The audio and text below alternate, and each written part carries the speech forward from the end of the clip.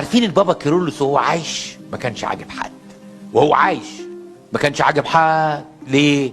انتوا عارفين بابا كيرلس كان معاه ايه؟ ثانويه عامه، ودخل سنه اكليريكيه وما كملش. صوروا بقى احنا اباط والبطرك بتاعنا سلبي، اللي ما سمعنا له وعظه، وكل حاجه يقول لك الصلاه الصلاه الصلاه الصلاه، حط دي على مذبح مريمينا وحط دي على مذبح ماري جرجس وحط دي على مذبح. احنا عاوزين بطرك يملى عينينا، عاوزين شاول الملك طول بعرض يملى الكرسي بتاع ماري مورس.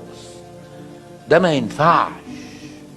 تصوروا البابا كيرلس قامت عليه ثوره علشان يجمعوا التوقيعات عشان يشيلوه. اللي النهارده مفيش بيت في مصر ملهوش صوره في بيته يقول لك اطلب من البابا كيرلس، ده هو بتاع مش عارف ايه وهو بتاع ايه وهو بتاع ايه. البابا كيرلس، انتوا عارفين السريان والعراقيين القديس الاول عندهم البابا كيرلس. انا شفت كده في السويد ما صدقتش.